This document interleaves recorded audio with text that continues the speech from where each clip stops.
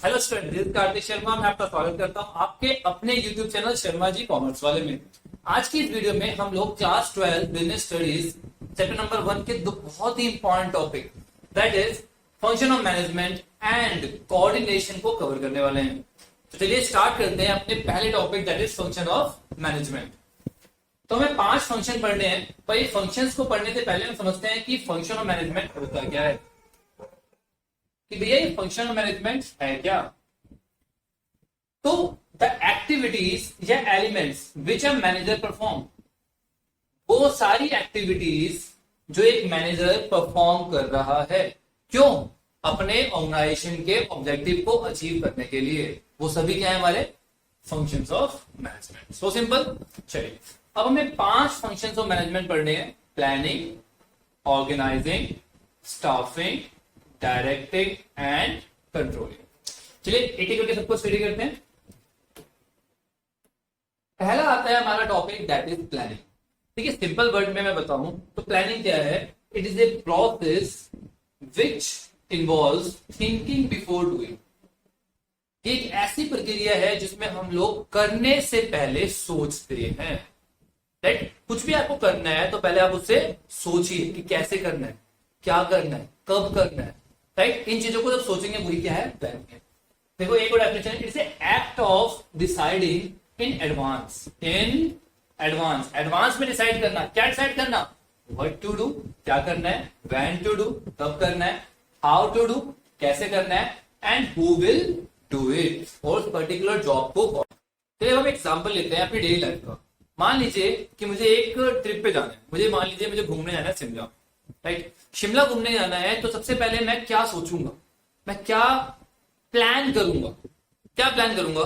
मैं देखूंगा कि मुझे कब जाना है। मैं ऐसा टाइम चूज करूंगा जिस टाइम पे मैं सबसे ज्यादा एंजॉय कर सकूं, जिस टाइम पे वहां बर्फ पड़ रही हो। राइट, दूसरा कैसे जाना है, बाय रोड जाना है, बाय प्लेन जाना है। राइट, मैं वो डिसाइड करूंगा। उसके बाद कहां पे रुकना है, राइट, किस जगह पे मुझे अकोमोडेशन लेनी है, और कौन कौन सी एक्टिविटीज मुझे वहां पे परफॉर्म करनी है। अगर ये सब चीजें मैं पहले से ही प्लान कर लूंगा तो मैं क्या कर पाऊंगा? मैं अपनी ट्रिप को ठीक से एंजॉय कर पाऊंगा। तो यही तो प्लानिंग है। राइट, चलिए अब एक एग्जांपल लेते हैं हम अपने इंडस्ट्रियल का। मुझे मेरी कंपनी की 10% सेल इंक्रीज करनी है। 10% सेल को इंक्रीज करना चाहता हूं मैं अपनी कंपनी। राइट, तो मैं क्या करूंगा? मैं पहले सोचूंगा कि मैं किस तरीके से अपनी 10% सेल को इंक्रीज कर सकता हूं। मैं वो सभी तरीके सोचूंगा जिससे मेरी सेल जल्दी से जल्दी इंक्रीज हो जाए 10%। राइट, जैसे मैं प्लान करूंगा कि भैया मुझे एडवर्टाइजमेंट पे जो खर्चा है वो बढ़ा देना चाहिए। राइट, मुझे अपनी परचेज जो कॉस्ट है वो कम करनी चाहिए, जिससे मैं सेल प्राइस जो है मैं अपना कम कर सकूं, अपने आप सेल इंक्रीज हो जाएगी। तो ये सब चीजें जो मैं सोच रहा हूं, ये सब क्या है? ये सब तो मेरी प्लानिंग है। राइट, जो मेरे ऑब्जेक्टिव को, मेरे ऑर्गेनाइजेशन के ऑब्जेक्टिव को अचीव करने में मेरी मदद करेगी। दैट्स इट, यही प्लानिंग है। अब आता है हमारा दूसरा function that is organizing. Organizing को हम पहले उसकी डेफिनेशन से समझते हैं। इसकी डेफिनेशन का पोस्टमार्टम करते हैं और समझते हैं कि भैया ऑर्गेनाइजिंग होता क्या है। चलिए स्टार्ट करते हैं। Organizing is a process of identifying and grouping the work to be perform. ठीक है, पहले मैं मार्क कर रहा हूं।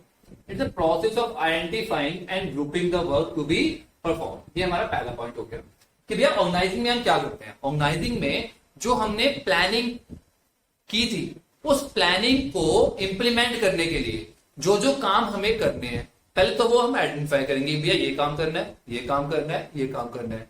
उन कामों को हम डिवाइड करेंगे अलग अलग ग्रुप्स में, उनके नेचर्स के हिसाब से, उनके नेचर के हिसाब से उनको अलग ग्रुप में डिवाइड करेंगे। चलिए यहां तक हो गया। अगला आता है defining and delegating responsibility and authority. ये क्या होता है कि भैया जो काम करेगा, अब वो जो काम में अलग अलग ग्रुप में डिवाइड कर दिया, उन ग्रुप को इंप्लीमेंट कौन करेगा? उन लोगों को हम पहले क्या करेंगे? डिफाइन करेंगे कि देखिए ये आपका काम है, और डेलीगेट करेंगे, आपको ये काम परफॉर्म करने हैं, ये आपकी अथॉरिटी है, ये आपकी पावर है, और ये आपकी responsibility. Right, you are liable for this work, आप इस काम के लिए लाइबल है। चलिए आगे देखते हैं। Establishing relationship for the purpose of enabling people to work more effectively togetherness in the completion of objective. तो मतलब थर्ड पॉइंट आ गया हमारे पास रिलेशनशिप। रिलेशनशिप एस्टेब्लिश कर कि भैया जो अलग अलग लोगों को मैंने रिस्पॉन्सिबिलिटी प्रोवाइड की थी, वो अलग अलग लोग जो है कौन किसको रिपोर्ट करेगा, कौन किससे फीडबैक लेगा, कौन किसको सुपरवाइज करेगा, इनके बीच में एक रिलेशनशिप बनानी है, एक हायरार्की बनानी है, जिससे मेरा काम इफेक्टिवली होता रहे और मैं अपने ऑर्गेनाइजेशन के ऑब्जेक्टिव को अचीव करूं। तो ये तो हो गया हमारा डेफिनेशन का पोस्टमार्टम। आई थिंक आपको डेफिनेशन समझ में आ गया। मैं इसको कंक्लूड कर देता हूं, उसको सिंपल कर देता हूं आपके लिए कि ऑर्गेनाइजिंग क्या है। ऑर्गेनाइजिंग क्या है? सबसे पहले ऑर्गेनाइजिंग में हम लोग आइडेंटिफाई करते हैं वर्क को। अपने प्लान को अचीव करने के लिए जो जो काम मुझे करने हैं उसको आइडेंटिफाई किया, उसको फिर मैंने क्या कर दिया, ग्रुप में डिवाइड कर दिया। उनके नेचर के हिसाब से मैंने उनको ग्रुप में डिवाइड कर दिया। फिर उन लोगों को डिफाइन करी रिस्पॉन्सिबिलिटी। क्या डिफाइन करा मैंने? उनको रिस्पॉन्सिबिलिटी एंड अथॉरिटी कि भैया आपको ये काम प्रोवाइड करना है, परफॉर्म करना है और मुझे रिजल्ट चाहिए। उसके बाद मैंने उन लोगों के बीच में क्या कर दिया, एक रिलेशनशिप क्रिएट कर दी। एक रिलेशनशिप क्रिएट कर दी कि देखिए आप इन लोगों को सुपरवाइज करेंगे, आप इनको रिस्पॉन्ड करेंगे, राइट। कौन किसको रिपोर्ट करेगा और कौन किसको सुपरवाइज करेगा, कौन किसको फीडबैक देगा, ये सब चीजें मैंने पहले से ही एस्टेब्लिश करके उनको दे दी, जिससे मेरा काम क्या हो जाए, इफेक्टिवली हो जाए। कैसे हो जाए? इफेक्टिवली, और मैं अपने ऑब्जेक्टिव को अचीव कर पाऊं।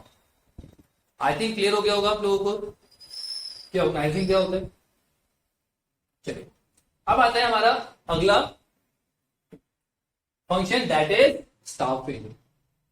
देखिए स्टाफिंग क्या है, पहले सिंपल वर्ड में समझते हैं। Right person at the right job at the right time. क्या बोला मैंने? सही इंसान सही काम पर सही समय पर। कि जिस जॉब के लिए जो इंसान सही है, हमें उसे वो जॉब प्रोवाइड करनी है। ठीक है, अभी हमने देखा ऑर्गेनाइजिंग में क्या देखा कि हमने लोगों को रिस्पॉन्सिबिलिटी प्रोवाइड करी है। अब वो लोग जो है जिनको मैंने वो डिफाइन करा है कि ये काम ये करेगा, ये काम ये करेगा, उन लोगों को उनकी पोजीशन तक पहुंचाना ही स्टाफिंग है। उन लोगों को सेलेक्ट करना, उन लोगों को ट्रेन करना, उन लोगों को डेवलप करना, जिससे वो फंक्शन परफॉर्म कर सके, वो सारे काम कर सके, वही क्या है हमारा स्टाफिंग। तो डेफिनेटली देखते हैं स्टाफिंग फंक्शन कंप्राइज रिक्रूटमेंट। इसमें क्या होता है? रिक्रूटमेंट करना, सिलेक्शन करना, ट्रेनिंग करना, उन लोगों की डेवलपमेंट करना और अप्रेसिव देना, उनको मोटिवेट करना, उनको आगे बढ़ने में मदद करना, यही सब काम है हमारे किसके? स्टाफिंग। तो स्टाफिंग बहुत सिंपल प्रोसेस है जिसमें हम लोगों को अपॉइंट करते हैं, सही लोगों को, जो हमारे उस फंक्शन को ठीक से परफॉर्म कर सके। क्लियर? चलिए आगे आता है हमारा अगला टॉपिक, दैट इज डायरेक्टिंग। अब डायरेक्टिंग क्या है? आपको पता है डायरेक्टिंग, डायरेक्ट करना है ना, राइट। मूवी डायरेक्ट होती है, वो डायरेक्टर क्या करता है? वो बताता है कि ऐसे ऐसे करना है, ये सीन इस तरह से करना है, राइट, वो सब बताता है ना। ऐसे ही हमारे पास भी डायरेक्टिंग फंक्शन है। क्या होता है इसमें? It concern with the instructions. Instruction दी जाती है, गाइड किया जाता है, इंस्पायर किया जाता है लोगों को, जिससे कि वो हमारे ऑर्गेनाइजेशन के गोल को अचीव करने में मदद करें, राइट। तो क्या आ गया?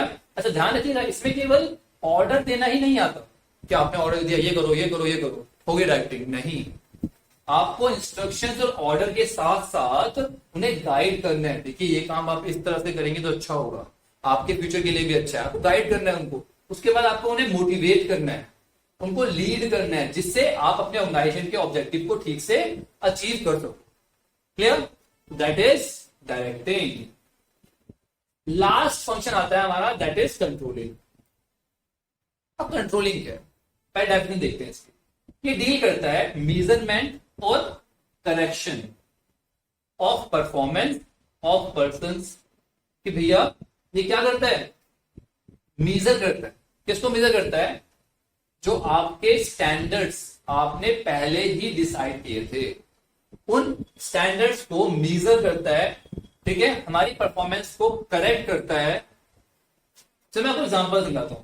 मैंने वहां पे 10% सेल का 10% इंक्रीज इन सेल का टारगेट लिया था, प्लान किया था, राइट। ये मेरा प्लानिंग में हमने प्री डिटरमाइंड स्टैंडर्ड सेट कर रखा। अब 2 महीने हो गए, मैं गया, मैंने चेक किया, मैंने वहां जाके मेजरमेंट किया कि देखिए मेरी सेल इंक्रीज हो रही है या नहीं हो रही है। वहां जाके मैंने देखा कि मेरी जो सेल है वो 7% के हिसाब से इंक्रीज हो रही है हर मंथ। ठीक है, तो मैंने मेजर कर लिया। अब मैंने देखा कि देखिए दोनों के बीच में 3% का गैप आ रहा है। अब इस गैप को कम करने के लिए, इस गैप को खत्म करने के लिए मैं क्या लूंगा, करेक्टिव एक्शंस लूंगा कि भाई मैं उसे सही करूंगा जिससे कि मैं अपने 10% सेल का जो मुझे मेरा ऑब्जेक्टिव है इंक्रीज करने का सेल को 10%, वो मैं अचीव कर सकूं। राइट, तो यही कंट्रोलिंग है। तो कौन कौन स्टेप आते हैं, तो सबसे पहले स्टैंडर्ड जो हमने बनाए हुए हैं उसके बाद मेजर करना है उसे। हमने मेजर किया कि भैया 7% आ रहा है, फिर कंपेयर किया, दोनों को मैंने क्या किया, कंपेयर किया एक्चुअल परफॉर्मेंस को स्टैंडर्ड से।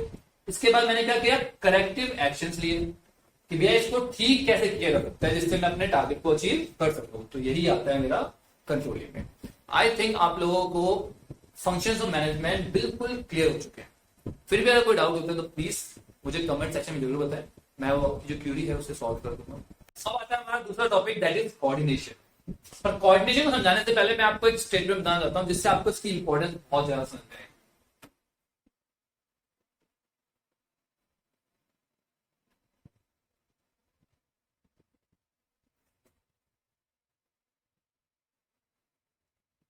Anything minus coordination is equal to zero. किसी भी चीज में से अगर आपने कोऑर्डिनेशन को हटा दिया तो you will get a big zero. भैया क्या कह रहे हो, कोऑर्डिनेशन इतना इंपॉर्टेंट है कि भैया कोऑर्डिनेशन नहीं करोगे तो सब कुछ नहीं आता आएगा। हाँ जी, कुछ भी याद नहीं आएगा अगर आपने ठीक से कोऑर्डिनेट नहीं किया तो। चलिए अब समझते हैं कि कोऑर्डिनेशन होता क्या है। ये स्टेटमेंट आपको कोऑर्डिनेशन टॉपिक खत्म होते होते समझ में आ जाएगी। कोऑर्डिनेशन, पहले इसकी डेफिनेशन का पोस्टमार्टम करते हैं। Coordination refers to integrating the activities of different units of an organization to achieve the organization goal। यहाँ पे जो मेन वर्ड है वो क्या है, इंटीग्रेटिंग। इंटीग्रेट करना है हमें, किसे इंटीग्रेट करना है, जो अलग अलग यूनिट्स है इसकी, हमारे ऑर्गेनाइजेशन की, उन्हें इंटीग्रेट करना है जिससे मैं ऑर्गेनाइजेशन के गोल को अचीव कर सकूं। ये समझ में नहीं आया क्या बोला आपने। देखिए ऑर्गेनाइजेशन में बहुत सारे गोल होते हैं, बहुत सारी एक्टिविटीज परफॉर्म की जाती है। हमें उन सभी एक्टिविटीज को इंटीग्रेट करना है, साथ में लेके आना है जिससे कि मैं अपने ऑर्गेनाइजेशन के गोल को अचीव कर सकूं। समझिए, एग्जांपल समझिए, परचेज डिपार्टमेंट ने परचेज कर ली। अगर वो परचेज प्रोडक्शन डिपार्टमेंट की रिक्वायरमेंट के हिसाब से नहीं है तो क्या होगा, हमारी जो क्वालिटी ऑफ प्रोडक्ट है वो खराब हो जाएगा, हमारा प्रोडक्ट नहीं बिकेगा तो लॉस हो गया। तो देखो दोनों ही डिपार्टमेंट में क्या चाहिए, हमें दोनों डिपार्टमेंट की एक्टिविटीज के बीच में क्या चाहिए, इंटीग्रेशन चाहिए। इंटीग्रेट करना है हमें उनकी एक्टिविटीज को, दोनों से बातचीत करनी पड़ेगी, उन दोनों को मुझे कोऑर्डिनेट करना पड़ेगा। वर्ड आया ना कोऑर्डिनेट, उन दोनों को क्या करना पड़ेगा, कोऑर्डिनेट करना पड़ेगा एक दूसरे के साथ, जिससे कि सही प्रोडक्ट खरीदा जा सके, सही क्वांटिटी में खरीदा जा सके, जिससे हमारे प्रोडक्ट की क्वालिटी एनहेंस हो। आई बात समझ में, ये कोऑर्डिनेशन कितना इंपॉर्टेंट है, समझ में आई कोऑर्डिनेशन क्या है। अब कोऑर्डिनेशन हर जगह चाहिए, all the function of management, all level of management, लोगों के बीच में भी कोऑर्डिनेशन चाहिए। अगर दो मैनेजर लेवल के पर्सन जो है एक दूसरे से बात नहीं करेंगे, एक दूसरे को रिपोर्ट प्रोवाइड नहीं करेंगे, फीडबैक प्रोवाइड नहीं करेंगे तो क्या होगा, हमारी कंपनी नुकसान हो रहा है अल्टीमेटली। राइट, तो उनके बीच में भी हमें क्या चाहिए, कोऑर्डिनेशन चाहिए। तो इसलिए कहा जाता है कि कोऑर्डिनेशन जो है वो एसेंस है मैनेजमेंट की, मोस्ट इंपॉर्टेंट चीज आत्मा है मैनेजमेंट की। चलिए आगे देखते हैं क्या क्या कैरेक्टरिस्टिक्स है हमारे पास कोऑर्डिनेशन की। पहले आती है इंटीग्रेशन।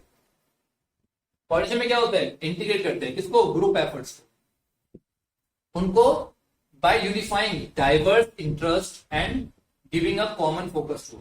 उन सबके जो अलग अलग इंटरेस्ट है, उन सबकी जो अलग अलग फोकस है, उन सबको हमें कहां इंटीग्रेट करना है, अपने ऑर्गेनाइजेशन के ऑब्जेक्टिव के की तरफ उन्हें इंटीग्रेट करना है।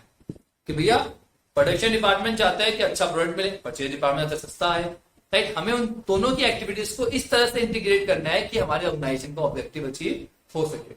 तो उनके ग्रुप एफर्ट को हमें क्या करना है, इंटीग्रेट करना है। चलिए अगला आता है हमारे पास यूनिटी ऑफ एक्शन।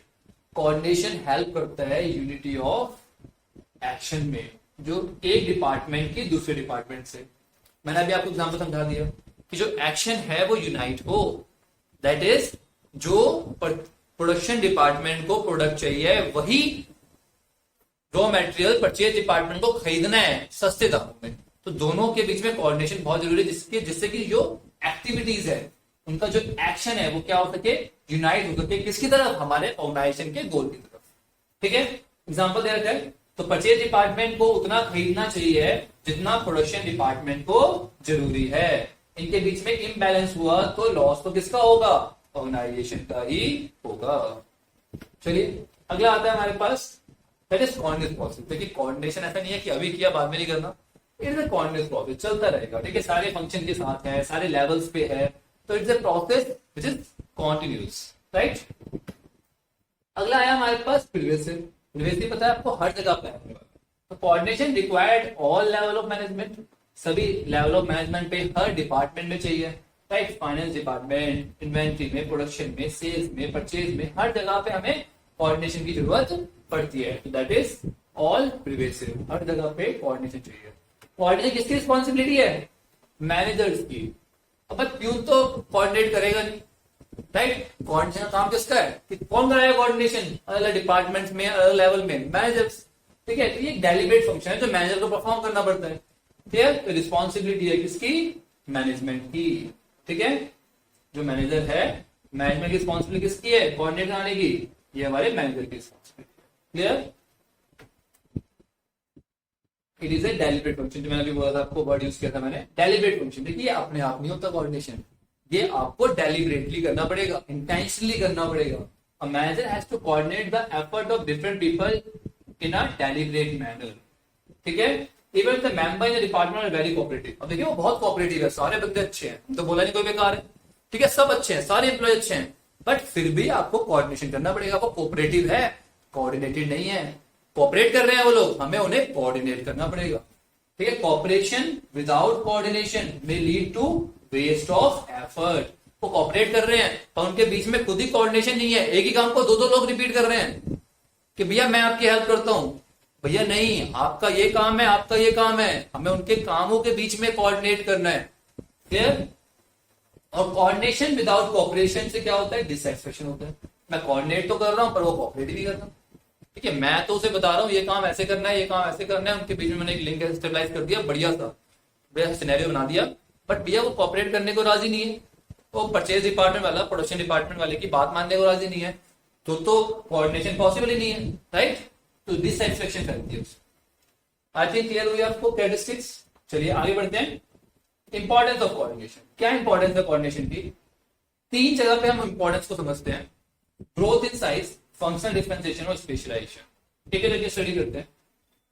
जब भी आपके ऑर्गेनाइजेशन का साइज बढ़ेगा, जब जब आपके ऑर्गेनाइजेशन का साइज बढ़ेगा, आपकी ऑर्गेनाइजेशन ग्रो करेगी, बढ़ती जाएगी, नंबर ऑफ एम्प्लॉय बढ़ेंगे। ठीक है, तो क्या होगा, हर एक इंडिविजुअल की हैबिट्स भी अलग होगी, उनकी अप्रोच भी अलग होगी, राइट। तो वहां पे उनको कोऑर्डिनेट करना और भी जरूरी होता जाएगा, जैसे हम अपने कॉमन गोल को अचीव कर सकें। तो इंपॉर्टेंस ऑफ कोऑर्डिनेशन वहां बढ़ती चली जाएगी जहां पे हमारे ऑर्गेनाइजेशन का साइज बढ़ता चला जाएगा। चलिए आगे आता है फंक्शनल डिफरेंशिएशन। आपको पता है जो भी काम है ऑर्गेनाइजेशन के, उसको अलग अलग डिपार्टमेंट में डिवाइड कर देते हैं और उनके ऑब्जेक्टिव भी क्या है, डिफरेंट है। जैसे आपको अभी एग्जांपल दिया था, परचेज डिपार्टमेंट का ऑब्जेक्टिव होता है कि सस्ते सस्ते रेट पर अपने रॉ मटेरियल को परचेज कर ले। प्रोडक्शन डिपार्टमेंट का टारगेट होता है कि अच्छी क्वालिटी के प्रोडक्ट बनाए। दोनों का जो ऑब्जेक्टिव है वो क्या है, अलग है, राइट। तो हमें जब दोनों के ऑब्जेक्टिव अलग अलग है, हमें उन दोनों के ऑब्जेक्टिव को इस तरह से कोऑर्डिनेट करना है कि मैं अपने ऑर्गेनाइजेशन के गोल को अचीव कर सकूं। क्लियर। अब मार्केट डिपार्टमेंट एग्जांपल दे रखा है बेटा, मार्केटिंग डिपार्टमेंट ने ट्राई किया इंक्रीज करने का सेल को बाय ऑफरिंग 10% डिस्काउंट, कि भैया 10% डिस्काउंट देते हैं और सेल को बढ़ा देते हैं। बट फाइनेंस डिपार्टमेंट ने उसे अप्रूव नहीं किया कि भैया इतना पैसा नहीं है, इससे क्या होगा, हमारे सेल में और रिवेन्यू में हमारा क्या होगा, लॉस होगा, तो अल्टीमेटली हमें लॉस झेलना पड़ेगा। तो यहाँ पे कोऑर्डिनेट हमें इस तरह से करना है कि दोनों की बातों को हम मान पाए, राइट। कुछ इस तरह का रास्ता निकालना है, इन दोनों को कोऑर्डिनेट करना है कि हम अपने ऑब्जेक्टिव को, हमारा सेल बनाने का ऑब्जेक्टिव है उसको भी अचीव कर सके और इन दोनों की बात भी रह जाए। क्लियर। अगला है स्पेशलाइजेशन। आजकल होता है आपको बहुत सारी ऑर्गेनाइजेशन जो है वो स्पेशलिस्ट हायर करती है अलग अलग जॉब के लिए, राइट। अब जो स्पेशलिस्ट होगा वो क्या सोचता है कि भैया क्वालिफाइड टू इवेल्युएट, जज and decide in their profession, कि भैया मेरे प्रोफेशन में जो भी चीजें है वो मैं खुद डिसाइड करूंगा। कि दूसरा बंदा कौन होता है मुझे बताने का, मैं हूं क्वालिफाइड पर्सन या वो है, उसकी स्पेशलाइजेशन थोड़ी ना एक चीज में। क्लियर। अब वो एडवाइस देना पसंद नहीं करते दूसरों की, जिसके बेस में क्या होता है, उन्हीं स्पेशलिस्ट के बीच में क्या होता है भैया, कॉन्फ्लिक्ट होना स्टार्ट हो जाता है। तो यहां भी कोऑर्डिनेशन की जरूरत और बढ़ जाती है। हमें उन सभी स्पेशलिस्ट के बीच में क्या करना है, कोऑर्डिनेट करना है, जिससे कि वो एक दूसरे की बातों को सुने और हमारे ऑर्गेनाइजेशन के ऑब्जेक्टिव को हम लोग अचीव कर सके। क्लियर बेटा, कंप्लीट हो गया हमारा ये टॉपिक। आई होप आप लोगों को ठीक से कंसेप्ट क्लियर हुआ होगा। अगर वीडियो अच्छी लगी है, आपके लिए इंपॉर्टेंट रही है, तो प्लीज शेयर करिए अपने दोस्तों के साथ भी, और लाइक और सब्सक्राइब करिए, जिससे मैं आप लोगों तक ऐसा कंटेंट और पहुंचाता हूं। Thank you very much.